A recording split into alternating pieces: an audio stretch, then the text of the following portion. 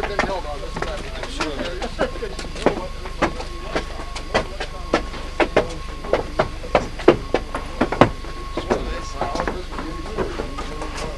Go ahead, John.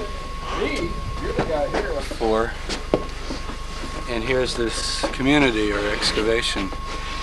Is there a connection? I think most of us, our first reaction would have to be, of course, there it is, here this is. But questions have been raised. The consensus theory that this is a Jewish mystical sect, a monastic community.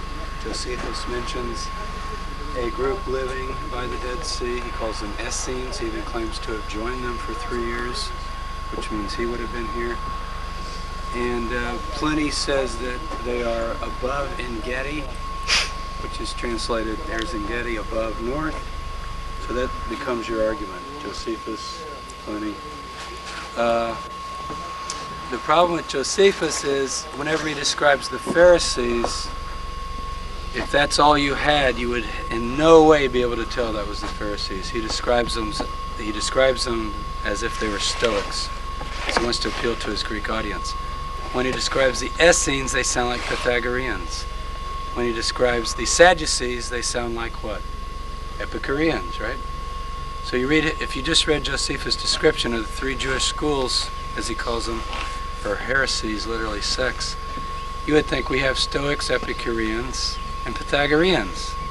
And so I think we have to use Josephus with a lot of caution, because he wants his Greco-Roman audience to think, oh, you Jews have enlightened schools of philosophy like us. He never mentions the Torah. I mean, what are these people basically all about? End of the world, apocalypticism, the Torah, right? Josephus says nothing of that. He says they're interested in providence, fate, mentions all the agenda of the Stoics and Pythagoreans. But that's what puts us here. So that's the going theory.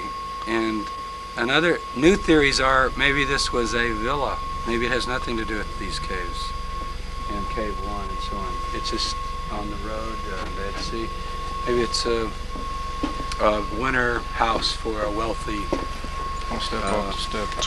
wealthy family or whatever. Maybe Herod himself. Who knows? And no mosaics, though, right? Are there any mosaics? It doesn't look like other things. Another theory is maybe this is Gold's theory. It's Roman fortress. Roman administrative center, taxation station post. And the argument here is look at this tower. Why would a monastic sect need a fairly nicely fortified tower like this? Watch post and so on. Right. But the zealot theory would be they wouldn't use such a thing because they're ready to fight. They can hide in the caves. They can also come down here when the war is not going.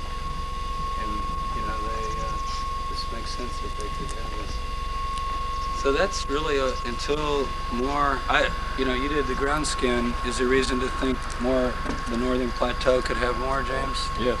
So it hasn't been excavated. I walk up here and all to the all sides really, and I think maybe there's other things here that they had. Maybe this is some whole complex here. I mean, look what this isn't dug up here, right? No.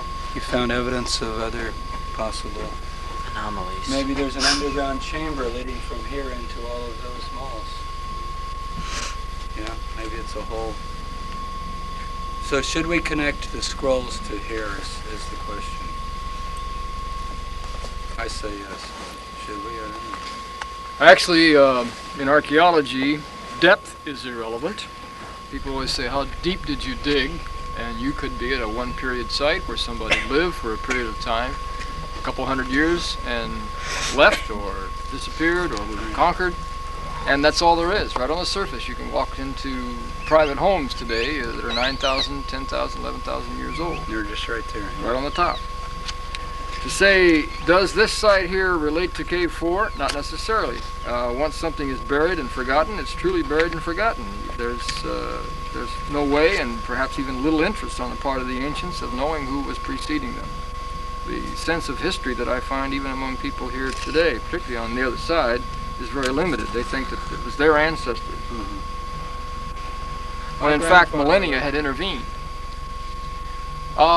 as far as the archaeology goes, one of the nice things you can do here is follow the water system, which is indicated on that map down there with the blue. But if we went up here, clear on around the corner and up into the Wadi Qumran, there's Cave 6 is up there, plus an aqueduct that you can crawl through. I thought maybe How many by now. have not seen the aqueduct? I've not seen it. I may have to go. You can actually get on your hands and knees and go through there if it gives you a special thrill. I don't know what kind of water might be in there today. But There wasn't any, isn't any water? Wasn't any water? not yesterday, but it's been raining, so it might have come in. One way though, connecting it would be that we open up K4 and we find scrolls that we seem to be able to date some here from Afghan up to the first result. And the coin evidence here also dates this place there.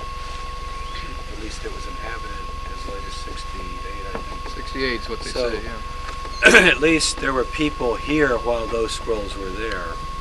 And it is hard to believe that people in the caves were coming down, putting stuff here, and then there was an administrative center here, but they really Sneaking never away. noticed those people. So I think it's a better theory to see this as a comprehensive